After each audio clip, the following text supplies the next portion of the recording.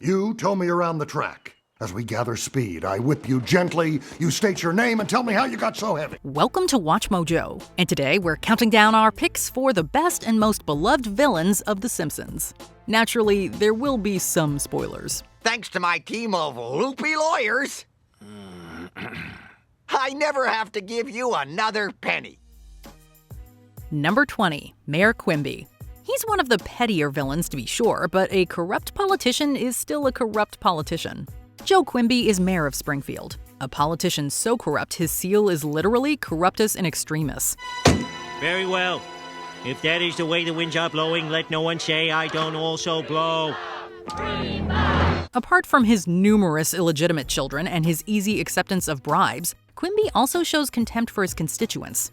He can't even hold his own in a debate against the likes of Sideshow Bob. What is your question? My question's about the budget, sir. Oh. But in the end, even when the citizens finally take over, he is still a fixture of Springfield. And to think, he is a parody of Ted Kennedy and the Kennedy family in general. Ouch. Very well. I promise swift and decisive action against these hibernating hucksters. Number 19, Tab Spangler. Sometimes villains are so vivid and full of life, they are memorable even if they only appear in an episode or two.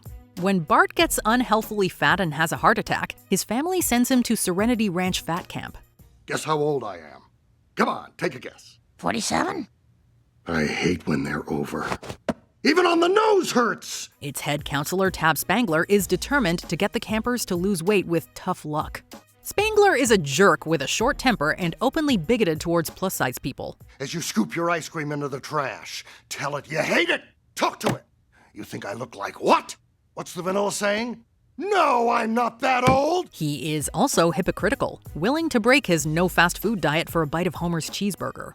What an entertaining scoundrel. What are you eating now? Cheeseburger. You're a catastrophe! Let me have half of it. Number 18, Jack Crowley. Criminal or not, this villain is an artist. Crowley was sent to prison for shooting Apu, but his down-to-earth politesse and his phenomenal painting skills gave him a second chance at redemption. Advocated by a sympathetic Marge, he's released. The prisoner is hereby paroled into your custody. Oh my goodness. I'm free? Oh, Mrs. Simpson. Oh, geez, I'm sorry.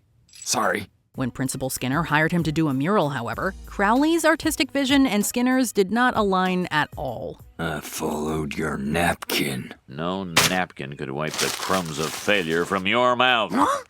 Don't fight. Enraged at the poor reception of his mural and being given the blame for it, Crowley burns it all down. He also burns down Skinner's car for good measure. So much for redemption, but he's a villain you don't forget easily. Boomer pride! Boomer pride! Catch the fever, Skinner! Number 17, Goose Gladwell. Bart discovers a world of pure imagination when he meets this Willy Wonka send-up. After Bart's t-shirt business is shut down, Goose Gladwell offers to sell the shirts at his shop.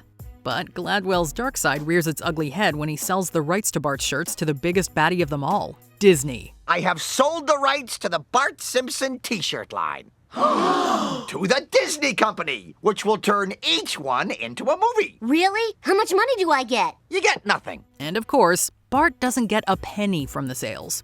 It was Homer, of all people, who managed to talk some sense into this quirky trickster. If I turn this dial, the resulting blast would destroy the entire Tri-City area, including that guy who sells those blue blocker sunglasses people sometimes wear. Gladwell was given a Green Beret in Vietnam, which does explain everything. Never trust a weirdo. Zoot! I'm stuck on a nail. Oh, God, that's painful. Number 16, Arty Ze. Marge's marriage to Homer is a mixed bag, to say the least. But she could have done way worse.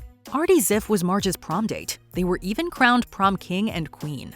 But Arty has a dark side, as shown when he rips Marge's dress in his boundary-traversing lust. No, really, I mean it. Now stop it.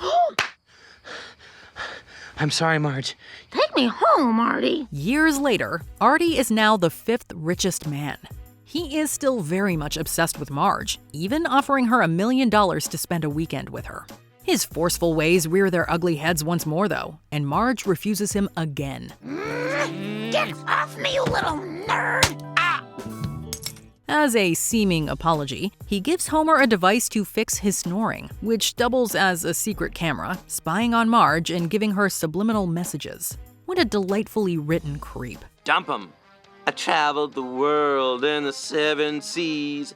I am watching you through a camera. Number 15, Cecil Terwilliger.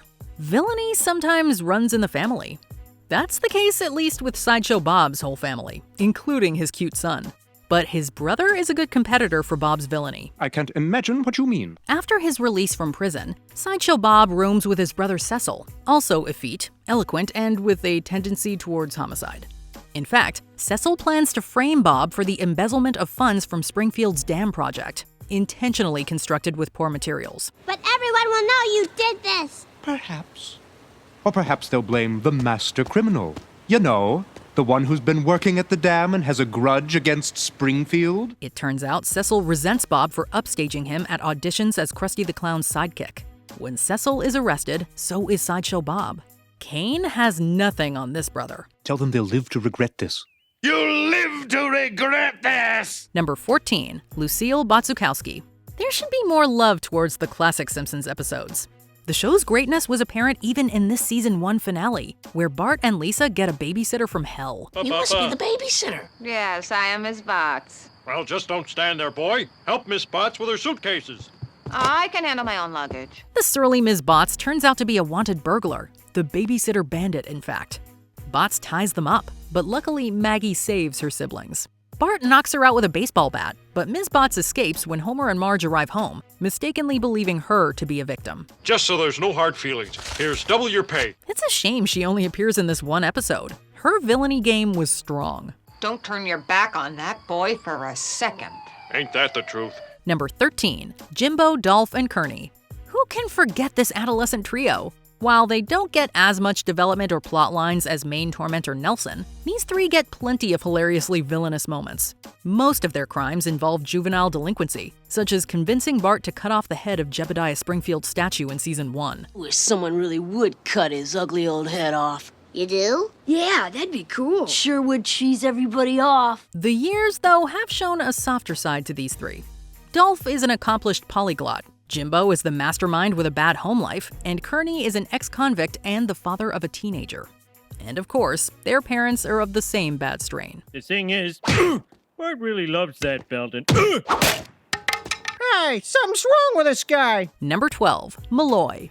This cat is one hell of a burglar. He's introduced in this season 5 episode, stealing Lisa's saxophone, Bart's stamp collection, and Marge's necklace in one fell swoop. He even stole Flanders' shroud of Turin beach towels. You folks got robbed too. The burglar took my shroud of Turin beach towels. When Mallaloy finally gets arrested after stealing the world's biggest zirconia, he sends the townspeople on a wild goose chase towards a hidden treasure.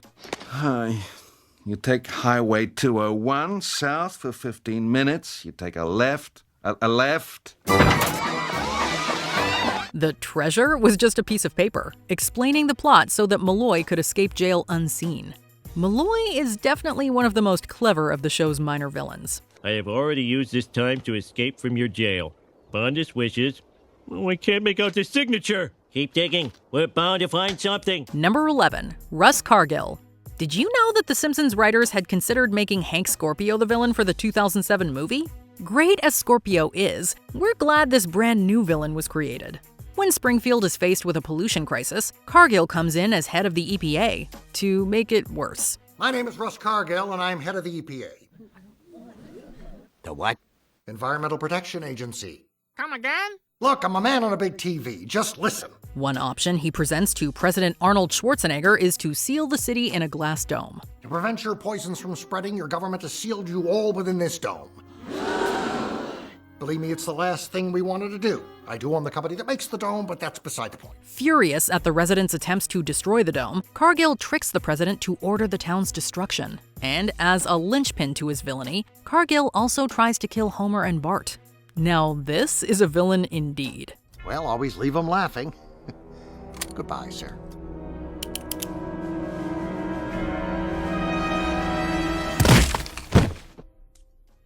Number 10, Snake. Springfield has many colorful criminals, but one of its most recurring lawbreakers is Snake, whose last name is variously stated to be Turley or Jailbird. 1, 2, 3, 4, 5, 6, 7, 8, 9, 10. Bye! The latter is quite apt, as he's generally in and out of prison. Though, given the ineptitude of Springfield's finest, that's hardly surprising. An interesting twist on the career criminal archetype, Snake brings a lot of hilarity to otherwise tense situations, given his changeable attitude and surfer dude accent. Oh, goodbye student loan payments, haha. Fond of fast cars and notoriously intolerant of singing and music that isn't rock and roll, Snake is one premium villain, dude. Hey, that smells like regular. She needs premium, dude. Premium! Number 9, Frank Grimes. An unlucky, hard-working co-worker of Homer's at the nuclear plant, Frank Grimes only appears in one episode, but he makes a big and dark impression. Don't you realize how close you just came to killing yourself? Grimes gets to know Homer and is continually astonished that such a lazy, fat moron is able to get so far in life by accident when all his efforts have seemingly been for naught. Hi, grimy old buddy. I'm not your buddy, Simpson. I don't like you. In fact, I hate you. Stay the hell away from me, because from now on, we're enemies. Declaring himself Homer's enemy, Grimes attempts to sabotage Homer, eventually leading the entitled man to become unhinged and to imitate Homer's idiocy by touching electrical wires, which kills him. I don't need safety gloves because I'm Homer Simpson. Grimes' son even appears to carry on his father's grudge against the dopey Simpson patriarch. Frank Grimes, Jr. Frank Grimes. Don't you remember? Your ape-like incompetence drove my father insane. Number 8, Nelson Muntz. As Springfield Elementary School's foremost meanie, Nelson Muntz is the quintessential childhood tormentor. Frequently beating up his classmates, including Bart, Milhouse, Martin, and even Lisa on occasion, Nelson never fails to mock someone when they're down, usually with his signature laugh. Though generally dim-witted and brutish, Nelson is driven to lash out at others by his own insecurities. Papa, is that you? And is sometimes shown to have a sensitive side. Hey, this isn't so bad. While he is threatening to other kids, adults can often knock him down to size and put him in his place. Hey, everybody, look at this. It's that boy who laughs at everyone. Let's laugh at him. Number 7, Hank Scorpio.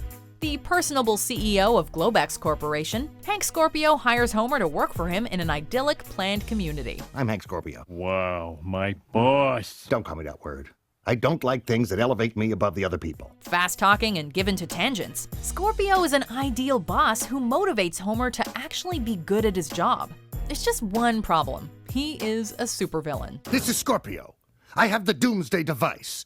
You have 72 hours to deliver the gold, or you face the consequences. Bent on conquering the world with doomsday devices and facing off against Bond-style secret agents, Scorpio is completely evil to the outside world, even if he's nicer to his employees than most legitimate bosses. Though he only appears prominently in one episode, every scene he's in is incredibly entertaining.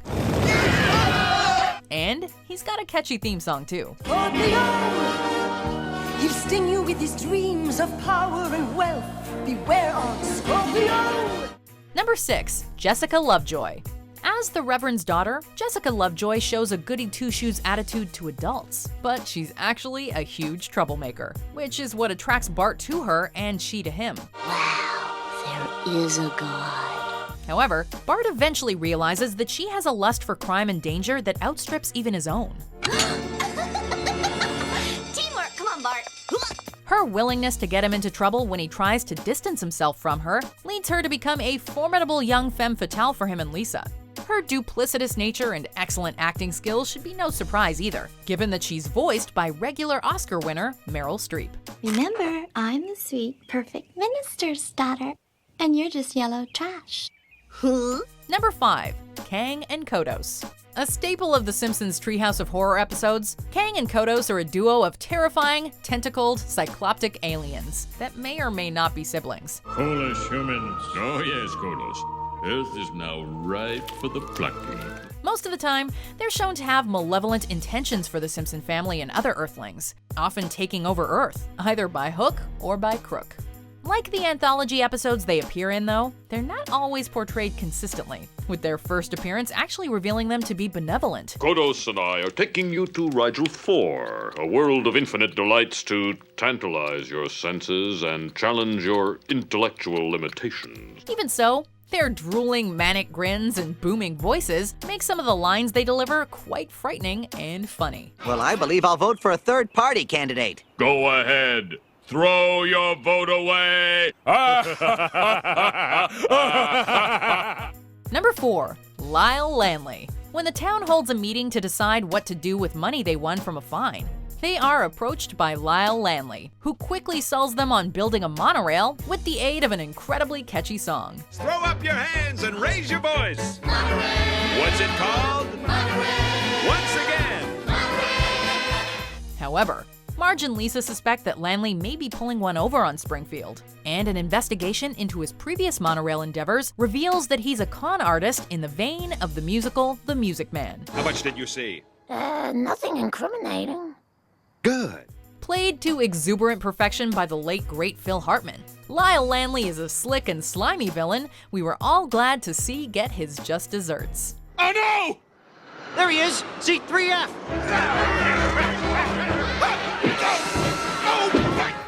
Number 3. Fat Tony. Sorry we're late. Could we have the money now? Springfield's resident mob boss, Fat Tony D'Amico is one of the biggest criminals in town, frequently performing scams, extortion, and whackings that almost always see him come out on top. Few targets are off limits, and he even once extorted an elementary school. Well, be that as it may. Get your hand off my car. No. Given how ruthless and threatening he can be, the moments when Fat Tony does say funny things are just that much funnier, since they clash with his tough guy image. Garfield or Lovis? I prefer the cat. He hates Mondays. We can all relate. While glimpses of a softer nature are there, he still remains one of The Simpsons' most intimidating villains. This is a pretzel town, pretty boy. Number 2. Sideshow Bob. Bart might suffer through Nelson, but his arch nemesis is undoubtedly Robert Terwilliger Jr., better known as Sideshow Bob.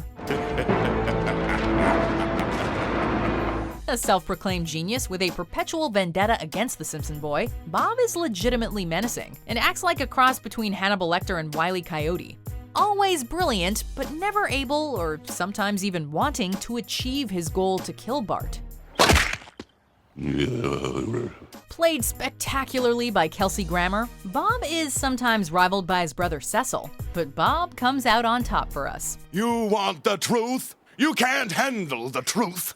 No truth handler, you! Overall, Sideshow Bob is not just a great Simpsons villain, he's a great villain, period. Sometimes I wish this dam would burst and bury this cursed town. Before we continue, be sure to subscribe to our channel and ring the bell to get notified about our latest videos. You have the option to be notified for occasional videos or all of them. If you're on your phone, make sure you go into your settings and switch on notifications. Number 1. Mr. Burns. Charles Montgomery Burns is the richest man in town, and indisputably its most hated. He's also Homer's boss. My name is Homer J. Sip. Ow! Son. Sounded large when I ordered it. Selfish, cruel, and money-grubbing, Mr. Burns has little sympathy for anyone and frequently endangers his employees, strangers, and often the entire town with his hateful whims. Whether he's releasing his hounds on visitors to his home or declining to donate money to charity, Mr. Burns oozes hateful capitalistic greed. I call it the Burns Omni-Net. It sweeps the sea clean. Even so, his antiquated views, forgetfulness, and daffy attitude can make him somewhat endearing. All in all, he's an excellent villain, and arguably the best one on the show. Are you saying boo or boo-earns? I was saying boo-earns. Which other villain from The Simpsons was excellent, or simply deserves more love? Let us know in the comments down below. A slick Hollywood picture to gloss over my evil rise to power like Bugsy or Working Girl.